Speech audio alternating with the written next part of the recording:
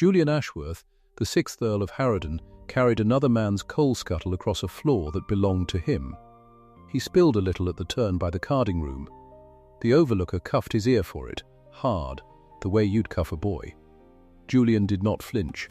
He set the scuttle down, wiped the black from his knuckles, and said nothing. Not one man in that room knew the deed to the whole mill sat in a solicitor's drawer with his name on it.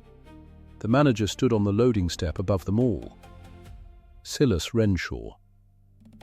A big man gone soft in the middle, with a voice built for a room of 40. Any hand who cannot keep his tally, he said, can starve outside my gate. And the Earl of Harrowden, in a borrowed cap, with cotton dust in his lashes, wrote it down in a little book he kept against his ribs. £6,000 gone from the payroll. Wages already docked to cover the whole. The women were weeping over a list nailed to the gate, and Renshaw called it good management. Then a thin girl at the ledger desk did a strange thing. She folded a scrap of paper into his palm without once looking up from her sums. He closed his hand around it out of instinct. He did not read it yet. But I'll tell you now what it was, because it changes everything that comes after. It did not name a thief. It named a fire. If you've ever been underestimated by someone who should have looked closer, this story is for you. Before we go on, if you like stories where the quiet man in the corner turns out to be the one who was watching all along, subscribe and comment the town you're watching from. I want to see how far this story travels. Go on. Then come back, because the girl's note is only the beginning, and the man who reads it has 3 days before the whole thing burns. Now, let me take you back to how the Earl came to be spilling coal on his own floor in the first place. It was the spring of 1874 in a Lancashire mill town called Ackworth Bridge, the kind of town you'd pass through on the train and never think of again. Rows of brick houses the colour of dried blood, a canal that smelled of tar and wet rope, and above it all, 4 stories of window and stone, the Ambervale Cotton Mill, with its chimney throwing black into a grey sky from 6 in the morning till dark. Julian had never wanted the place. He'd never wanted the title either. He was a younger man's kind of gentleman, 34, careful with his money, careful with his words, more at home with a column of figures than a drawing room full of people. The title came to him the way bad luck comes to anyone. His cousin, the 5th Earl, went out on a cold morning to hunt and did not come back.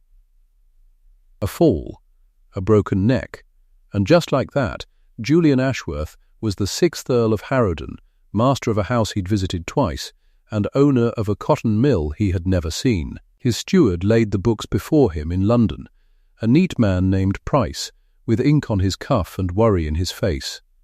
"My lord," he said, "I'll be plain. The mill is bleeding." Julian turned the pages himself. He didn't take another man's word for numbers. Never had. And the numbers were bad. The last payroll had come up £6,000 short. 6,000, a sum that would buy a good house and everything in it. There was a loan against the buildings, 11,000 owed to the bank in Manchester, the interest eating at it month by month. And there was a stack of letters from the mill's manager, a Mr. Silas Renshaw, all in the same hand, all saying the same thing in different words. "Sell it, my lord. Cut it loose." Or, and here Julian read the line twice, "let it burn its debts away." "An insured mill," Renshaw wrote, "is worth more as ash than as a going concern in the present market." He'd underlined it as if it were wisdom. Price cleared his throat. "There's an offer, my lord. A buyer in Preston. Not a good price. But it would end the matter. And the workers," Julian asked, "would pass to the new owner." Or not. Price shrugged the small shrug of a man who has learned not to feel things he can't fix. That would be the buyer's affair. Julian sat with it a long while. The sensible thing was to sign. Every figure in the book said sign. The mill was a wound, and a wise man does not keep a wound. He should let it go to Preston, take his loss, and never smell that tar and cotton air again. But there was a thing that nagged at him. £6,000 does not simply walk off. Money has hands and feet, and if it left, someone carried it. He wanted to know who and where before he put his name to anything, not out of mercy. He'd tell you himself he wasn't a merciful man, not then, out of the plain habit of a mind that will not sign what it does not understand. So he did a thing his steward called madness. He put off the sale for a fortnight. He took a coat from a servant, an old cap that had seen rain, and a name that was half his own. Jack Ash. He would go to Ackworth Bridge as a hired hand, a labouring man come north looking for work, and he would stand on the floor of his own mill and watch it with his own eyes before he decided its fate. "They'll see through you in an hour," Price warned him.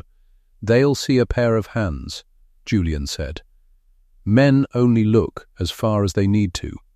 He was righter than he knew, and more wrong than he could have guessed. He came into Ackworth Bridge on a wet Monday, on foot from the station, his good boots left behind, and a labourer's worn ones on instead. Renshaw hired him at the gate without a second glance. There was always work for a strong back, and no questions asked of a man who'd take low wages. Julian gave his hand to the manager and felt the man's grip, hard and quick, a grip that meant to be remembered. Renshaw did not remember it. Why would he? To Renshaw, the new man was a back and two arms and a wage to be paid, and nothing else in the world. They put him first to fetching and carrying, coal and bales and full skips of waste. The mill inside was a world he had never once imagined from the neat columns of Price's book. The noise, first of all, 1,000 spindles and the crash of the looms, a sound so large it stopped being sound and became a kind of weather, a thing you stood inside of.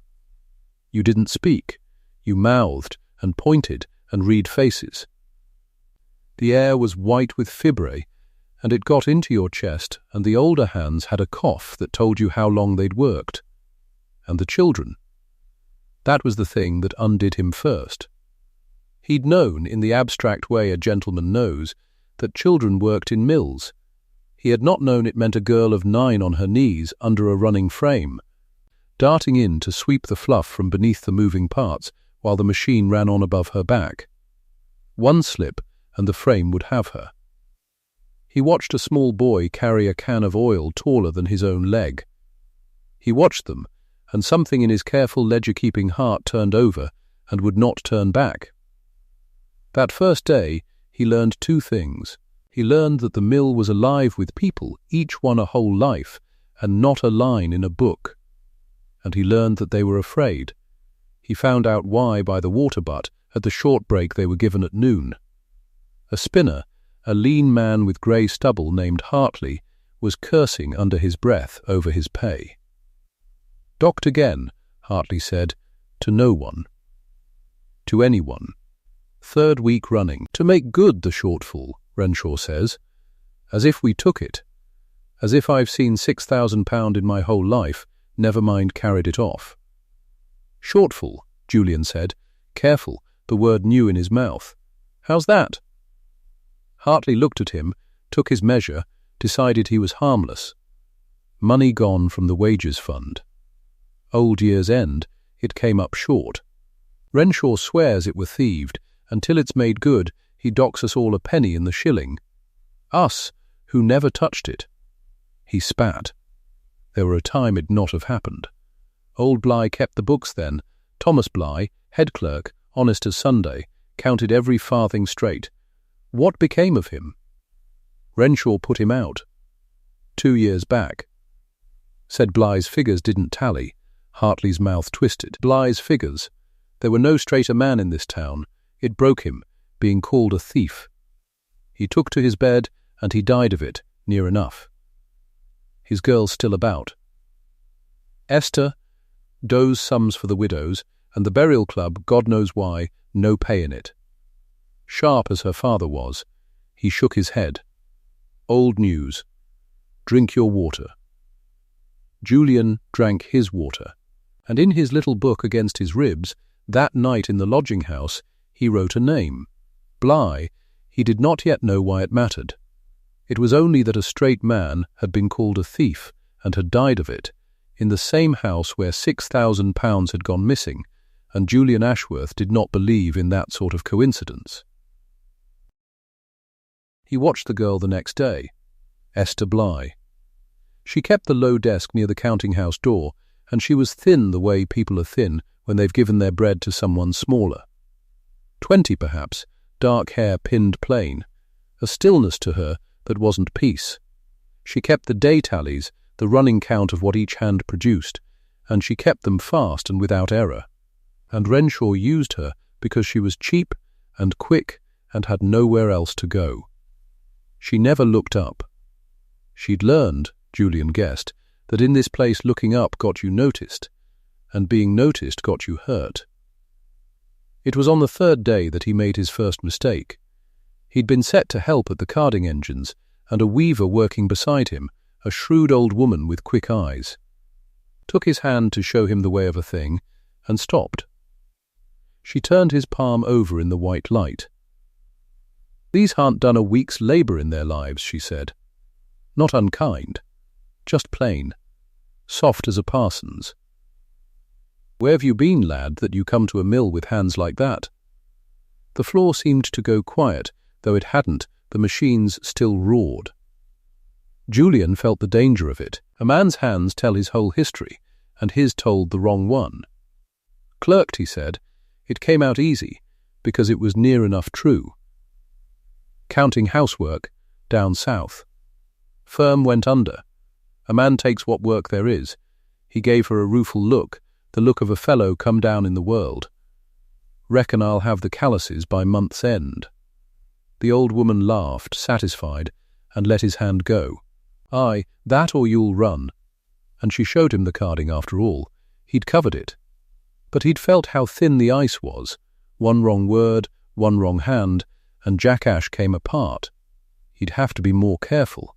He did not yet understand that being careful would not be enough, because the very quality that made him useful, that quick, sure mind, was the thing most likely to give him away. It gave him away 4 days later. And it did it in front of the whole floor. It began with the old carder, Ned Pickup. A man near 70, hands shaking, kept on out of what passed for charity in Renshaw's world, which was to say kept on, because he'd work for almost nothing. There was a mistally on his day count, a basket short, or a basket over, some small thing, the kind of error tiredness makes. And Renshaw came down off his step to make an example of it, because a manager who rules by fear must feed the fear, and Friday was feeding day. He did it loud. He did it in front of 40 hands, with the machines slowed for the changeover so every word carried. "Can you not count, old man?" Renshaw held the tally sheet up like an indictment. 12 baskets, you claim, 9 on the floor. Would you rob me the difference? Would you? "No, sir," Ned Pickup said. His voice was gone to a thread. "There's some error, sir, only I." "Error?" Renshaw made the word ugly. "There's always error, when it's coin out of my pocket. Never error the other way." He looked round at them all, the master enjoying his court.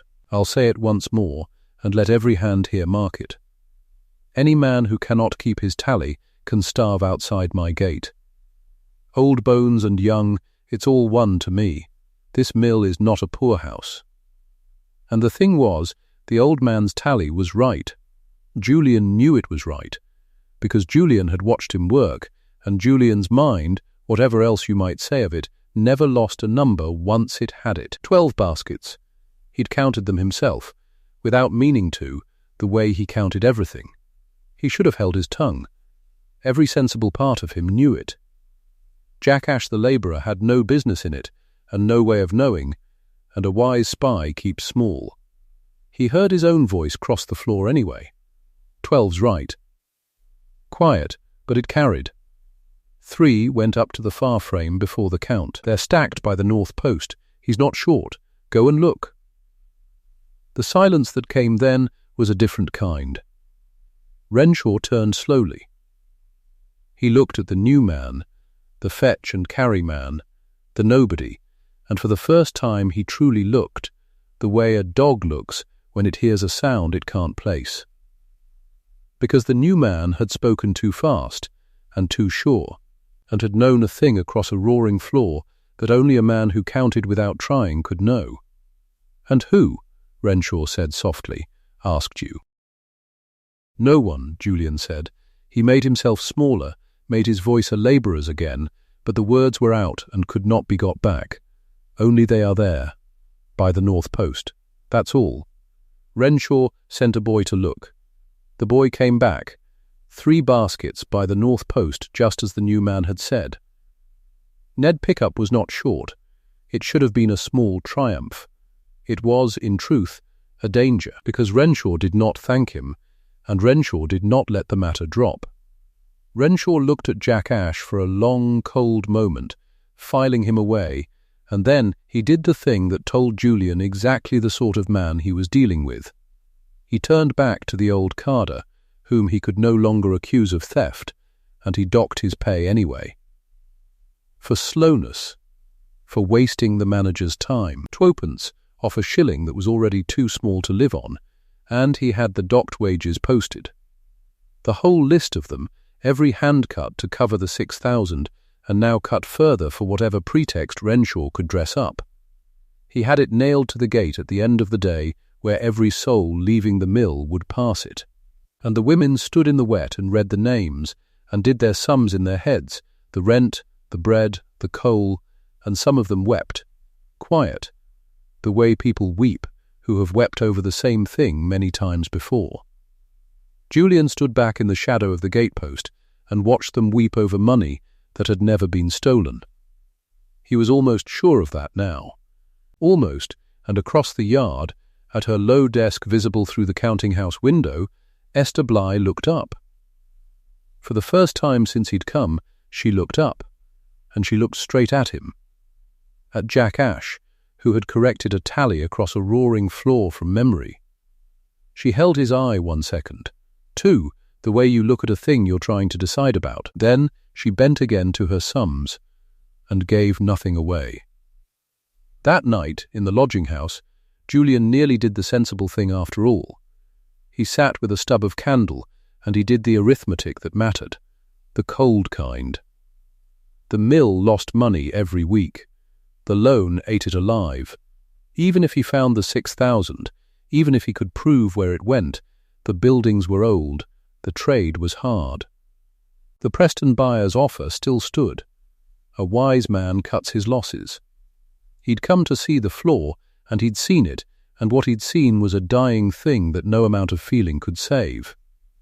He got out paper. He began a letter to his solicitor, proceed with the sale to the Preston party. On the terms discussed. He got 3 lines in and stopped, the pen hanging, because he kept seeing the children under the frames, and the old man docked for a tally that was true, and the women in the rain.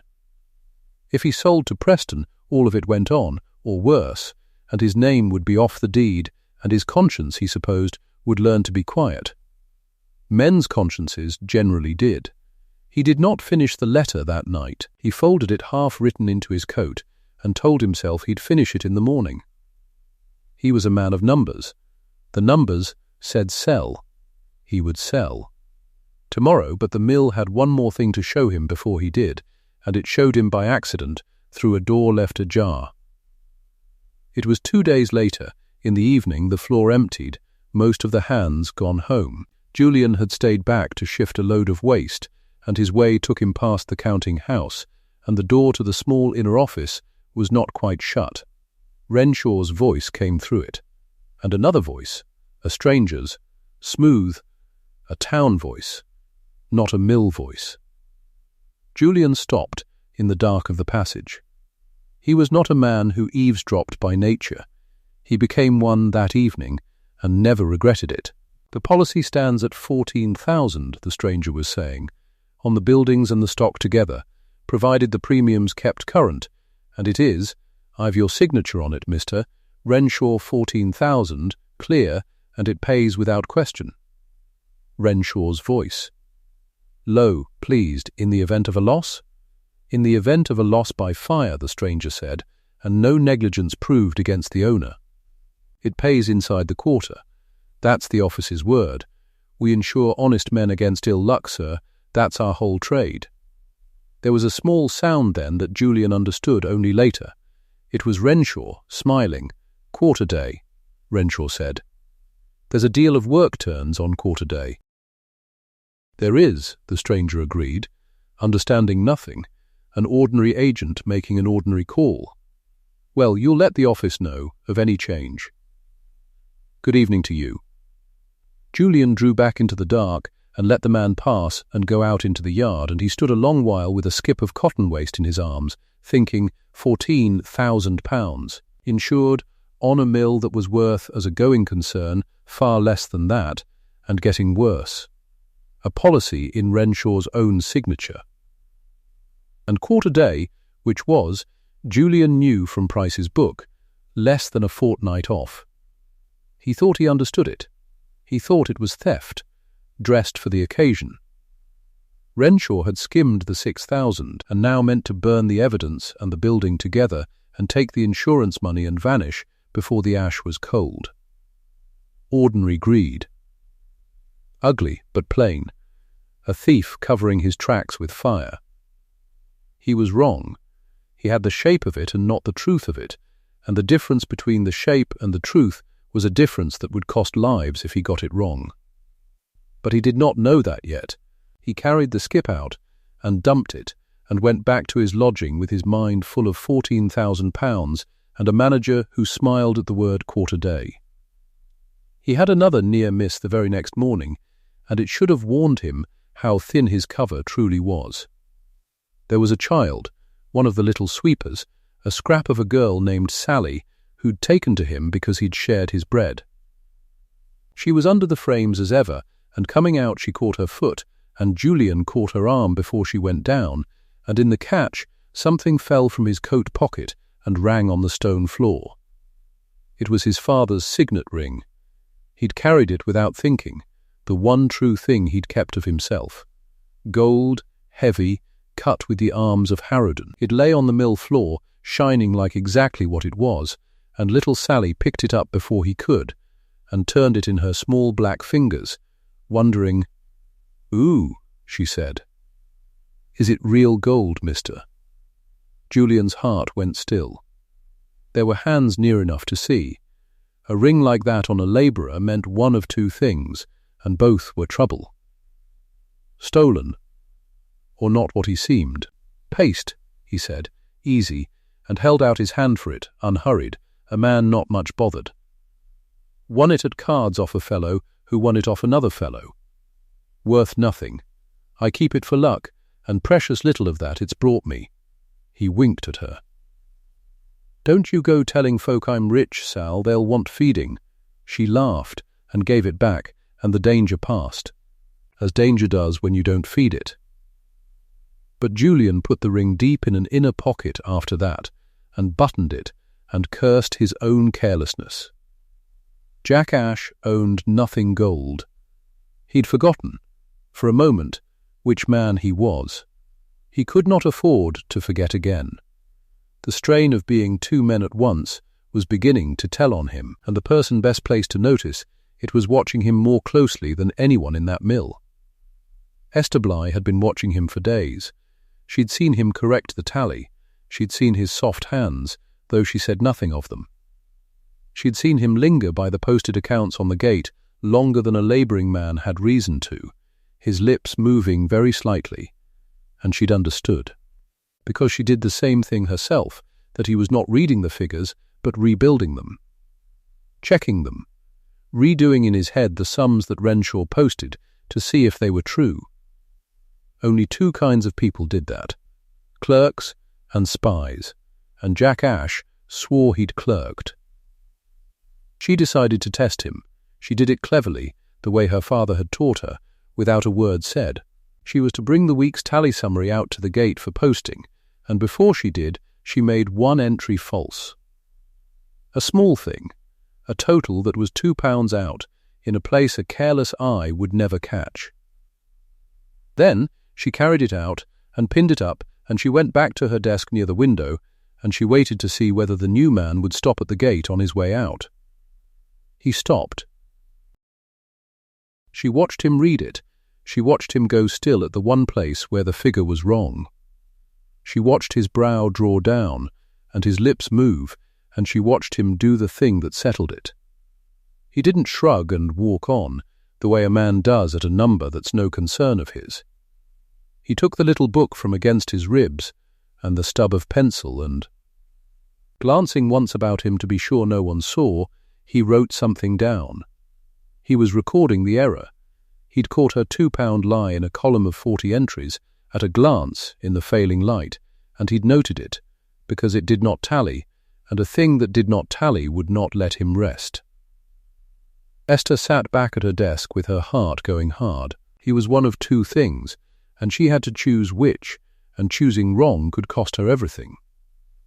If Jack Ash was Renshaw's spy, set among the hands to sniff out discontent and report it, then she had just shown him her hand, and worse, if he was a spy he was a clever one, and had likely already marked her as her father's daughter, the clerk's girl, who still kept figures, the one loose thread in the whole neat scheme. If she trusted him, and he was Renshaw's, she was finished.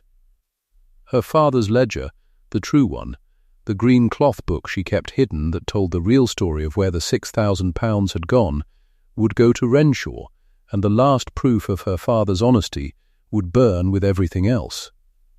But if he was the other thing, if he was that rare creature, an honest man who could read a lie in a column of figures and could not walk past it, if he was that, then he was the first person in 2 years who might, only might, be able to do something with what she knew. Because she knew a great deal. She had known for months. She had lain awake with the knowing, and no soul to tell it to who had the power to act. And every day, quarter day, came closer. And the paraffin, she'd seen it, the casks going up to the old drying loft, and no one but her seemed to understand what it meant. She watched Jack Ash pocket his little book and walk out through the gate into the dusk, and she made her choice. It was the bravest thing she ever did, and she did it with her heart in her mouth. And she'd tell you after that she chose more on his face than on any proof, which is a poor way to choose, and the only way any of us ever really choose the people we trust. She would give him the note. She spent that night writing it.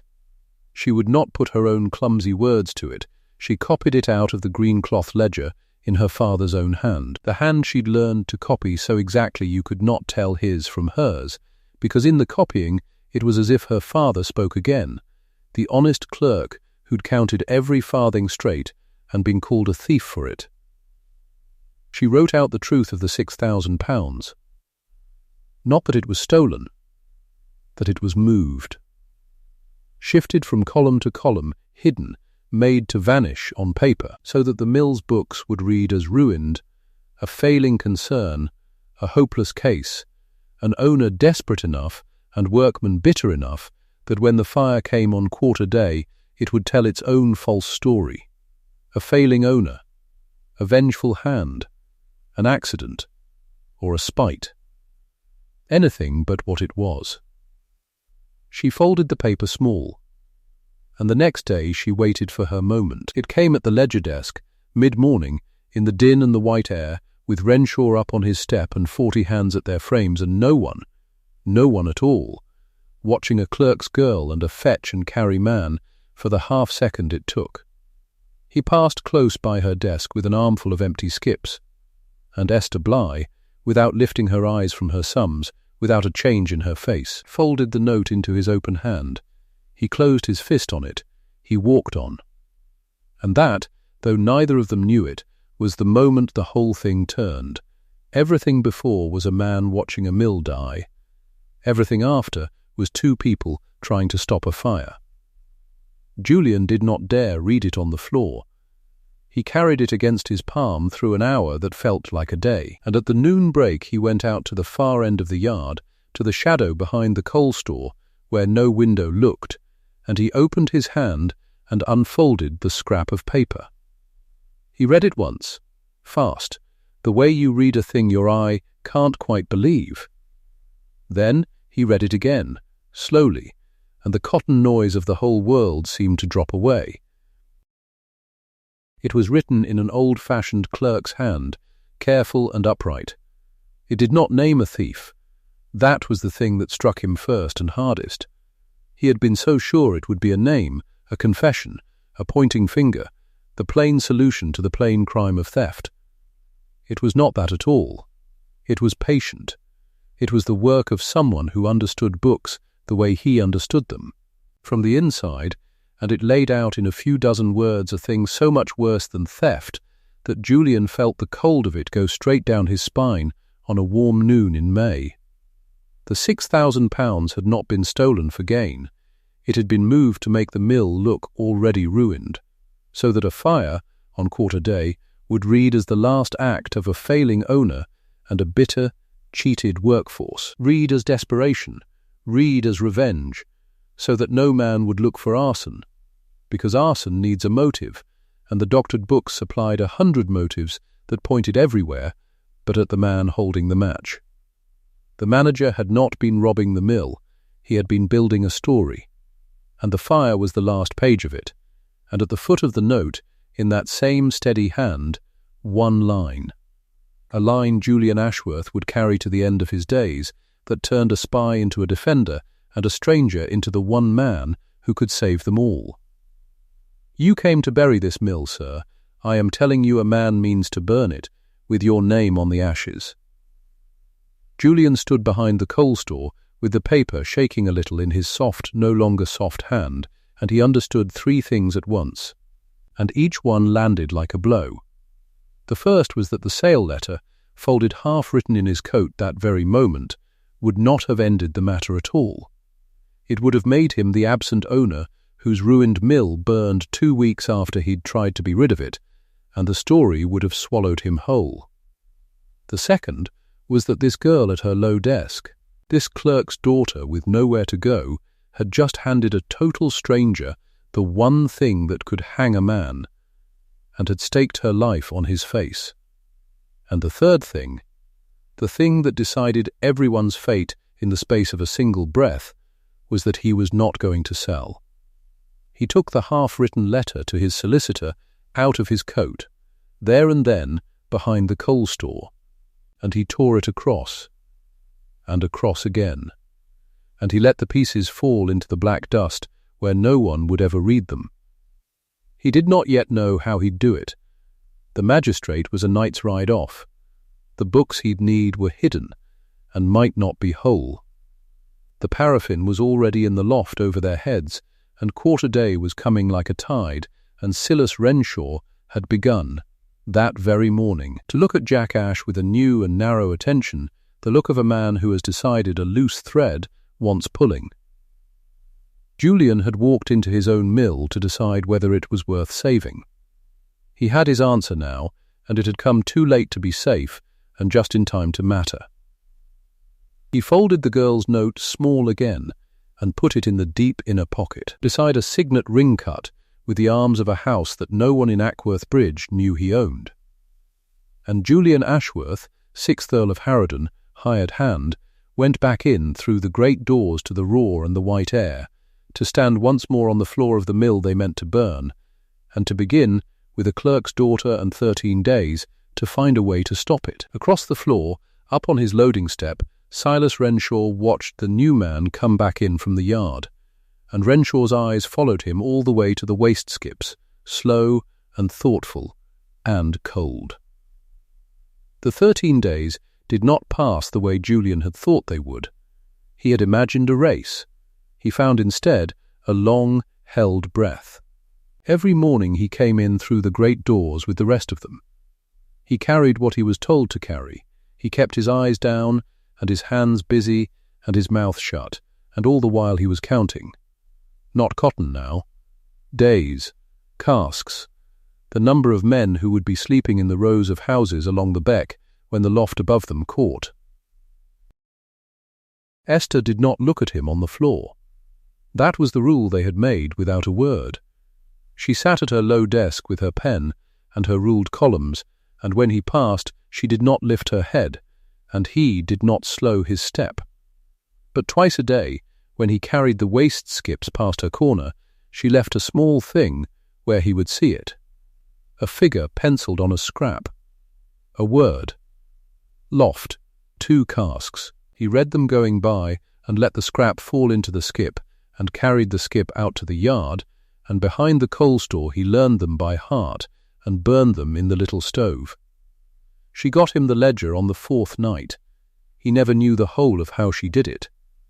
She told him only that her father's green cloth book had lain under a loose board beneath her own bed since the day Renshaw put Thomas Bly out of the office, and that her mother, before she died, had made her swear to keep it and never show it to a living soul. And here she was, showing it. She brought it wrapped in a shawl, out past the gate in the dark, and she put it in his hands on the towpath where the water ran black and quick, and she stood there shivering while he opened it under the one gas lamp and turned the pages. He had seen a great many ledgers. His steward Price kept beautiful ones, all copperplate and clean rules. This was not that. This was a working man's hand, cramped and honest, farthing by farthing, year on year. And there, in the last year Thomas Bly had kept it, was the truth laid out as plain as a road. The £6,000 had not gone out of the mill. It had gone across it, moved from one column to another. Wages owed set down as wages paid, stock on the floor written off as stock lost. A mill that turned a fair profit made, on paper, to look like a mill drowning, and beside each false entry, in Thomas Bly's small careful hand, the true figure, so that any man who could add could see the lie sitting next to the fact. He knew, Julian said. His breath smoked in the cold. Your father knew what Renshaw was doing. He knew, Esther said. That's why he was put out. Not for stealing, for seeing. She pulled the shawl tight. They said he took the money. They said it in front of everyone, the way Renshaw does. My father was a proud man. Sir, it killed him. Not quick, over a winter. But it killed him. Julian closed the book. He thought of his own name on the deed, his own steward's letters urging the sale, his own signature nearly dry on a paper that would have handed the whole rotten scheme its last clean act, a gentleman in London, tired of a headache, selling a ruin. And the ruin burning a week later, and the gentleman 100 miles off, and the fire reading to any coroner as the last cruelty of an owner who cared for nothing but his loss. I need this copied, he said. Every page. If I take the book itself and it's lost, or taken from me, we have nothing. But a copy in 2 hands, kept in 2 places, that's harder to burn. I can copy it, she said. Nights, but it's long, sir. It'll take me the most of a week. Then start tonight, he said. And keep the pages small, small enough to hide. She looked at him a long moment under the lamp. You talk, she said slowly, like a man giving orders. Jack Ash. I clerked, he said. I told you. You told the weaver that. You didn't tell me.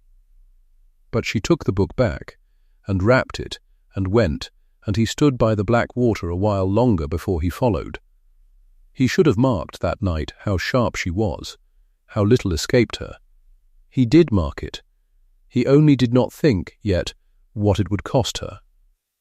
The casks came up to the loft 2 days on. He watched it happen because Renshaw made him help. That was the thing that turned his stomach and near turned his laughter loose, both at once. Renshaw came onto the floor at the dinner hour when most of the hands were out in the yard with their bread, and he crooked a finger at Jack Ash, and he said, You strong back, come and shift some drums for me. And Julian went. Of course he went. He followed the manager up the narrow stair to the old drying loft, the long low room under the roof where once they'd hung the cloth, and he saw the casks already standing there in the dust, 4 of them, and Renshaw pointing to 2 more waiting at the head of the stair. Paraffin, Renshaw said, when Julian's eyes went to them. He said it easy, careless, the way a man names anything a fool wouldn't question. For the engines, we store the winter's oil up here away from the frames. Fire risk. Down there, you understand. Careful of the naked light. Fire risk. The man said it and did not blink. Julian carried the 2 casks in and set them with the others, and he smelled the paraffin sharp through the bung, and he saw, in the corner, the heaped oily waste, the cotton scraps soaked and piled where no working mill would ever leave them. A whole soft mountain of tinder laid ready under a roof of dry old beams. And he saw, nailed to the door as he went out, a paper he was not meant to read, and read anyway, quick, the way Esther had taught him without teaching him. An insurance schedule. £14,000, buildings and stock. Signed at the foot in a hand he knew now as well as his own, Silas Renshaw. And a date. The policy ran to the day after quarter day. 1 day passed, as if the whole of it had been built to hold its breath until the mill was ash and then let go. "That's the lot," Renshaw said behind him. "You're a good worker, Ash. Quiet. I like a quiet man." And he clapped Julian once on the shoulder, and the touch of his hand was worse than the cuffed ear had been that first morning, worse by far, because now Julian knew what the hand meant to do. He learned the scapegoat's name from Hartley over the noon bread, without asking for it. "You hear about Wilcock?" Hartley said, "Chewing turned off last week." Cursed Renshaw up and down the yard, in front of everyone, said he'd see the place in hell before he'd starve for it. Silly beggar. Renshaw just smiled. You don't want Renshaw smiling at you, lad. No, Julian thought. You do not. He had a name now for every part of it. The mill that would burn, the night it would burn, the money the burning would pay, the dead clerk it would finish disgracing. And the living man, Wilcock, poor loud stupid Wilcock, who would hang for a fire he never lit, because he had shouted the wrong words in the wrong yard. There were 4 days left when it all came apart. It came apart over a scrap of paper, the way everything in that mill turned on scraps of paper. Renshaw's own clerk, a soft, pale creature who did the office work now that Thomas Bly was dead and Esther kept only to her ledger corner, went to the wastebasket by her desk for a spill to light the office fire. And in the basket, half crushed among the true rubbish, he found a page. A small page, in a careful hand, ruled in columns. A copy. She had grown tired, or careless, or hurried, one night too many, and a page had gone where it should not, and the pale clerk carried it straight to the manager like a cat carrying a bird. Julian was on the floor when Renshaw came down. He knew the moment he saw the man's face. There was no smile on it now. Renshaw crossed the floor with the page in his fist, and he did not stop at the ledger desk. He took Esther by the arm and pulled her up out of her seat so hard the stool went over, and he dragged her out into the middle of the floor where the light came down white from the high windows, and he stopped the nearest frame with his own hand so the roar dropped, and one by one down the line the others stopped too, until near 40 hands stood still and staring in a quiet that pressed on the ears. "Look at her," Renshaw said, loud to all of them. "Look at Bly's girl. Thief, like her father. In my wastebasket hands, copying out my books to carry off to God knows who. It's in the blood. I put the father out for it, and I was too soft to put the daughter with him, and this is my thanks." Esther did not weep. Julian would remember that. She stood in his grip with her chin up and her father's straight back, and she said, "Clear enough for the room. Those aren't your books, Silas Renshaw.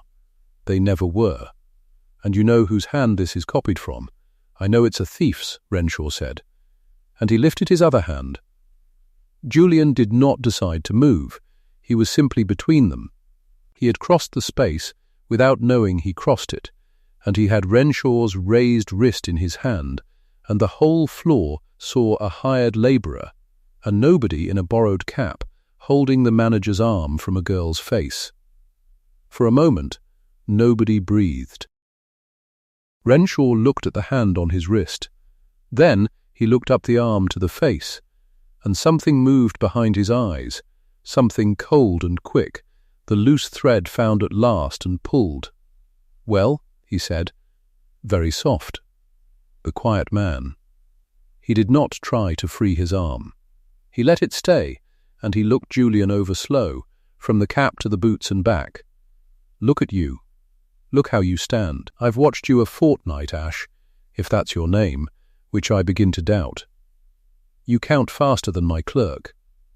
You read a schedule off a door in the time it takes another man to spell his own name. And your hands." He wrenched his wrist free and caught Julian's instead, and turned it palm up before the room.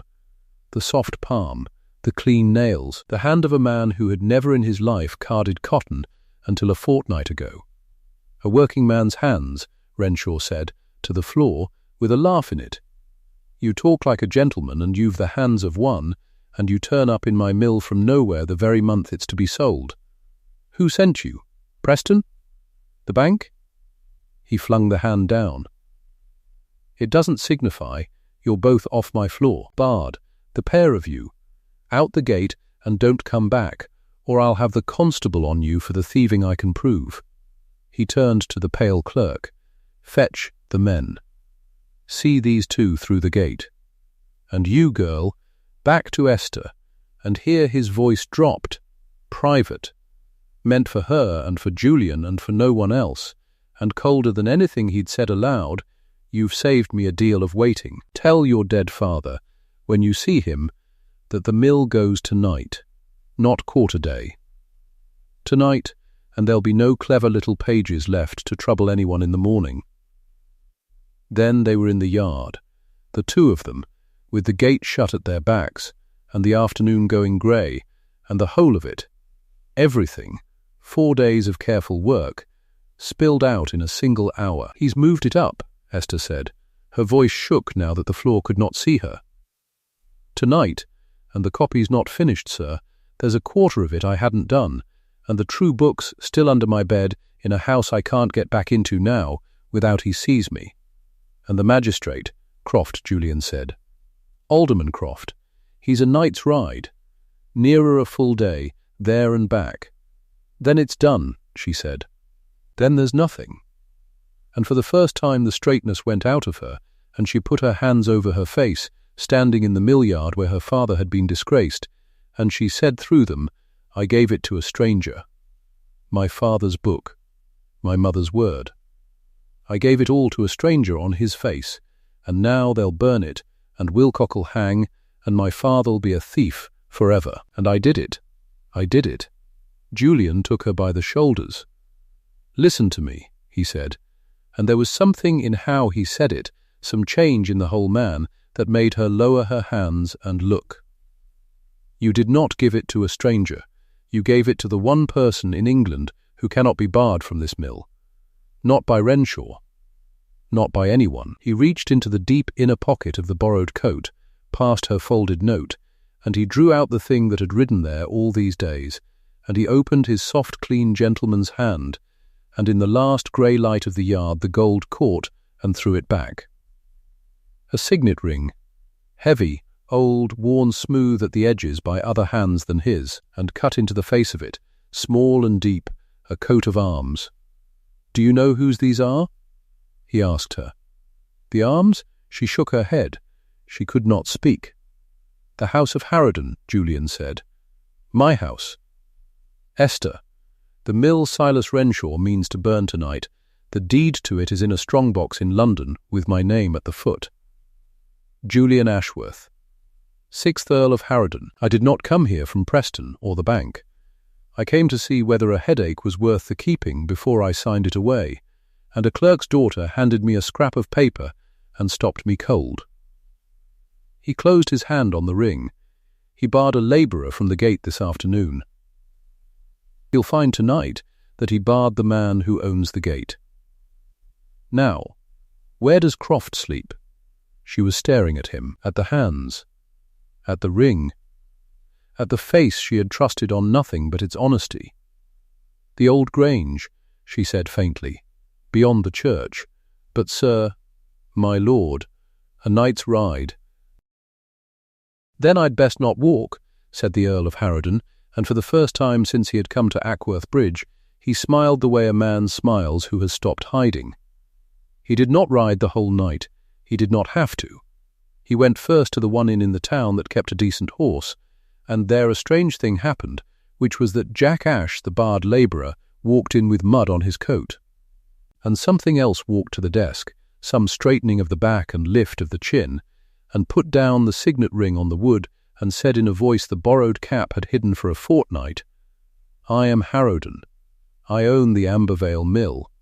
I need your fastest horse, a man to carry word to the constable, and I need them now." And the landlord, who had meant to laugh, looked at the ring and looked at the face above it, and did not laugh. Word went to the borough constable that night, and the ring and the name, and above all the green cloth ledger, for Julian sent 2 men to Esther's dark house to lift a loose board and bring away a book wrapped in a dead woman's shawl. Those went the night's ride to the old Grange, to Alderman Croft, who read by candle until the small hours, and rose grey and grim and called for his carriage before the birds.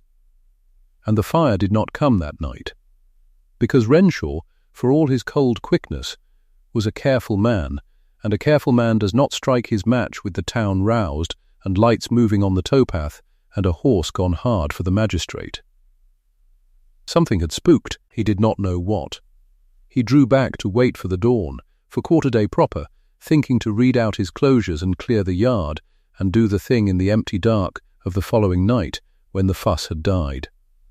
He thought he had time. He had built the whole of it on other men not watching. He did not know that this time the whole of it was being watched. Quarter-day dawned cold and clear. Renshaw gathered them in the yard. All of them, near 70 souls now, with the carders and sweepers and the children, drawn up in the grey between the 4 stories of the mill and the shut gate, and he stood on the loading step above them with a paper in his hand, and he began to read out the end of their world. The mill could not go on. The books would show it. Wages could not be met. The gate would close at the week's end, and God help them find bread elsewhere. He read it in a level voice, and here and there a woman began to cry, and the children pressed against their mother's skirts, and old Ned Pickup, who was near 70 and had given the mill his whole life, took off his cap and held it against his chest, as if at a graveside. And into that silence came the sound of wheels. A carriage came up the lane and turned in at the open gate, and it did not stop where a tradesman's cart would stop, but came on into the middle of the yard, and out of it stepped a stout old man in a black coat with a magistrate's weight to him, and behind him 2 constables in their buttons, and behind them, walking easy, a man in a good dark coat that fit him and no cap at all. Renshaw looked down from his step and did not, for a moment, understand what he was seeing. The old woman Weaver understood first. Julian saw it happen. She had noticed his hands that first week, the soft, unblemished hands, and had puzzled at them a fortnight, and now she saw the same hands come clean out of a gentleman's cuffs. And she saw the face above the good coat, Jack Ash's face, and the colour went out of her own face all at once, and she said, not loud, but into a silence that carried it, "It's him. It's the new hand. It's Jack." "Who?" said Renshaw. And then he saw too. Julian stopped in the middle of the yard where they could all see him, and he let them look. A fortnight they had worked beside Jack Ash, and here he stood in another man's clothes, which were his own, and the old weaver's word went round the yard in a rush of breath, "It's Jack. It's the new hand. Look, look." Alderman Croft did not let it run long. He stepped forward, and he said, in the flat carrying voice of a man used to being heard in a courtroom, Silas Renshaw, "Come down off that step." "And who are you," said Renshaw, "to give orders in my yard?" "Croft, alderman and magistrate of this borough. That's who I am." He turned, and he gestured, courteous to the man in the dark coat, and he raised his voice so that the last child at the back should hear it. "And this gentleman, whom I think some of you have known these 2 weeks by another name, this is Julian Ashworth, the 6th Earl of Harrowden," a pause to let it land, "the owner of this mill, on whose floor, I am given to understand, you have lately been employed, my lord, as a hired hand." "I have," said Julian. The word, my lord, went through the yard like cold water. Ned Pickup's cap dropped out of his hands. Hartley's mouth came open. And at the ledger desk that had been carried out for the reading, Esther Bly sat very still with her father's straight back and looked at the man she had trusted and let one tear go down her face without wiping it. Renshaw came down off the step. He was not a stupid man, and Julian watched him understand, all in a rush, exactly how far and how fast he had fallen. But he was not a man to fold on the first blow either. He drew himself up. "This is some trick," he said. "Some Preston trick. This man's a labourer. I barred him from this gate yesterday for consorting with a thief." "Look at his hands, yes," said Julian. "Look at them." He held them up, palms out, to the yard, the way Renshaw had held them up the day before, and he turned them over slow. A fortnight ago these were the hands of a man who'd never done a day's work. "You said as much, yesterday, on that floor, in front of these people. You said I talked like a gentleman, and had the hands of one, and turned up in your mill the very month it was to be sold. You were right, Renshaw, on every count. You only had the wrong gentleman." He lowered his hands. "You thought I was sent to buy, I came to see. And what I saw was you." He turned then from Renshaw to the hands, and it was to them he spoke, not to the magistrate, not to the man on the step, to the near 70 of them standing cold in the grey. "You've been robbed," he said. "Not by the mill. The mill turns a fair profit, and always has. You've been robbed a penny in the shilling, 2pence off a shilling, docked and docked to make good a shortfall that was never lost. £6,000. You were told it was stolen. It was never stolen. It was moved, written from one column to another by the man on that step, so that this mill would look like a dying thing, and a dying mill, hands a dying mill can burn, and no one asks a question. A ruined owner's loss, a bitter workman's spite. His voice did not rise, and it did not need to. There is paraffin in your drying loft this morning, 6 casks of it, and oily waste heaped under the beams, put there to burn this building to the ground tonight, with a policy of insurance made out to £14,000, signed in one hand only, his, and dated to lapse the day after quarter day. One day, as if it knew. "Lies," Renshaw said, but his voice had gone thin. "Constables," said Alderman Croft, without heat, "the drying loft, the top floor, under the roof. Bring down what you find." They went. The whole yard waited in a silence you could have cut, and above their heads, through the high windows, they heard the boots go up and up the stairs, and there was a long wait, and then the boots came down slower, carrying, and the 2 constables came out into the yard, rolling a cask of paraffin between them, and another behind, and one of them had his arms full of the sodden black cotton waste, dripping oil, and he set it down on the cobbles in front of the magistrate, where all of them could see it and smell it. Nobody spoke. The smell of the paraffin went out over the yard, sharp and wrong, and near 70 people looked at it and understood, each in their own moment, what had been meant for the roof over their looms. "And this," said Julian. He had a book in his hand now. Esther had risen and brought it to him from the desk, the green cloth ledger, and beside it Croft laid a second thing on the cotton bale that stood in the yard, a folded parchment heavy with a seal, and Croft opened it flat so the 2 lay side by side in the morning light. The deed to Ambervale Mill, with a name at the foot, and the ledger, open to the last year Thomas Bly kept it, the false figure and the true one side by side, in a dead man's honest hand. "This is the deed to this mill," Julian said. "My name is on it, and this is the true ledger of this mill, kept honest to the last farthing by Thomas Bly, who was head clerk here, and who was put out of that office and named a thief before all of you for the crime of writing down what was so." He looked at Renshaw. "You disgraced an honest man to hide a lie. It killed him. You'd have burned this place over the heads of his neighbours and hanged a fool named Wilcock for the striking of it. And you did all of it, Renshaw, in the belief that no one who mattered was watching, that a hired hand was nobody. that a clerk's daughter was nobody, that the man on the step was the only man in the room worth being. He picked up the paper Renshaw had read to them, the false one, the closure from where it had fallen on the step, and he read from it, quiet, the manager's own line, the one Hartley had told him of that first week, the one that had started the whole of it. "Any hand who cannot keep his tally can starve outside my gate." He let it hang. "You said that. To 40 of these people. I stood on that floor in a borrowed cap, and I wrote it down." He folded the paper once and gave it to Croft. "Well, there's a hand here who could not keep his tally, Renshaw. His name is Silas Renshaw, and he is going to starve, if he starves, outside a great many gates. But not this one.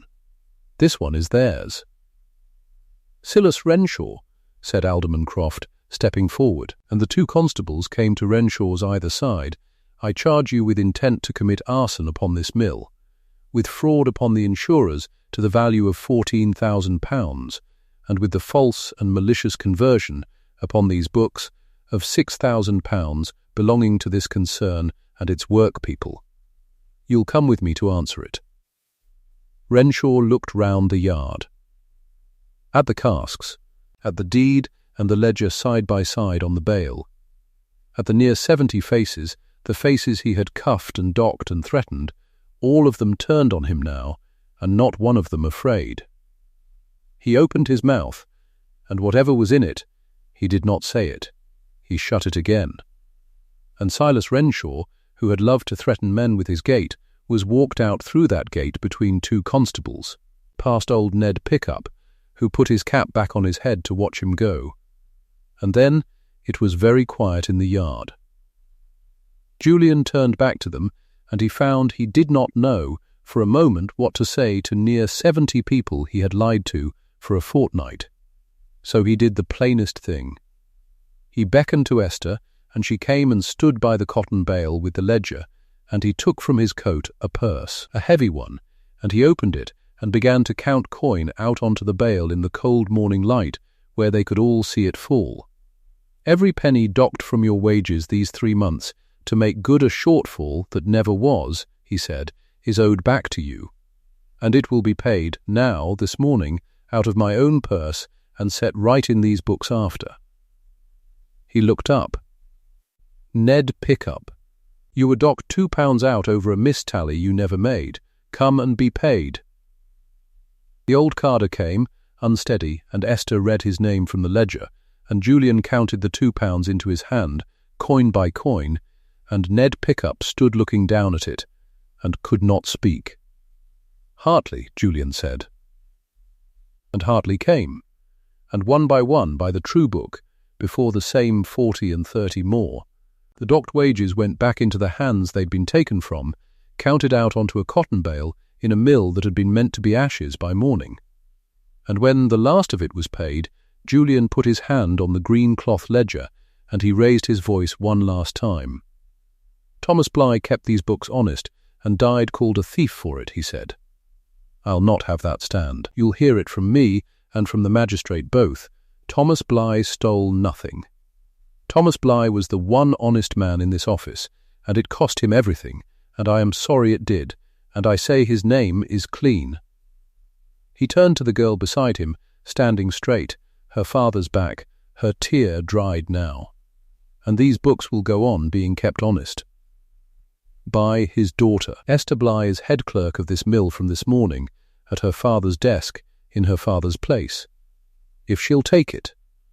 She could not answer at first. Then she put her hand flat on the green cloth of the book next to his, and she said, "I'll take it." That is the most of the story. But not the whole.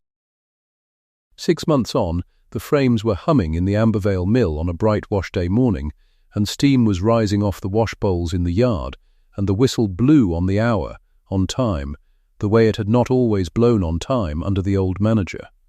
The gate stood open. It was not much used for threatening any more. Up in the corner where the ledger desk stood, high now, by the window with the good light, Esther Bly kept the green cloth book open on the slope of the desk, and on the fly-leaf, in her own careful hand, she had written her father's name, Thomas Bly, his clerk, and under it her own. The figures in it were true. They had always been true. Now they were only, at last, allowed to be. The children were not under the frames. There had been a to-do about that, and money spent, and a low room off the yard swept out and whitewashed and set with benches, and a master got in, and on the wash-day morning the children sat at the benches with slates instead of brushes, and a scrap of a girl named Sally, who had once found a gold ring on the mill floor and been told it was paste, sat in the front row and could very nearly spell her own name, and the owner of the mill walked the floor, not in a borrowed cap, in his own good coat, and the men greeted him by name, and it was not Jack now, it was my lord, though Hartley still forgot as often as he remembered, and Julian never once corrected him. They asked him, sometimes, why he stayed. A man with a title and houses, and no need of a Lancashire cotton mill and its £11,000 of debt to a Manchester bank, a debt he had paid down himself now to nothing. Why not sell after all, once it was clean? He never gave them much of an answer. The truth was not a thing to say out loud on a mill floor. The truth was that he had come to Ackworth Bridge to decide whether a ruin was worth the keeping, and had stayed because a clerk's daughter, with nowhere to go, had looked at a stranger's face and staked her father's honour and her own life on it being honest, and had been right. A scrap of folded paper had stopped him cold on the floor of his own mill. It had not named a thief, it had named a fire, and it had turned a man who came to bury the place into a man who saved it. As for Silas Renshaw, he did not starve outside anyone's gate in the end. He was tried at the assizes on the magistrate's evidence, and the ledgers and the earls, and the casks were shown to the court, and the policy in his own signature, and the jury was not out long. He was transported for it across the water to work out his years a great deal harder than any hand had ever worked on his floor. The insurers, who had come within a day of paying £14,000 for a fire that never burned, were repaid the small trouble they'd been put to, and sent a stiff letter of thanks to the Earl of Harrowden, who did not answer it. And the mill ran on. The whistle blew on time. The steam went up white off the washbowls into the cold bright morning, and inside the frames sang, and a girl of 9 spelt her name in a warm room, and an honest book lay open in the light with a dead man's cleared name on the fly-leaf. If you have ever been looked at by someone who should have looked closer, and been counted for nobody, and been proved, in the end, to be somebody after all, then you already know the best part of this. It is not the ring, or the deed, or the manager walked out through his own gate. It is the clerk's daughter, at the high desk, keeping the books straight in her father's place, in the light, at last, and unafraid. Tell me the town you're watching from. I want to see how far this story has travelled.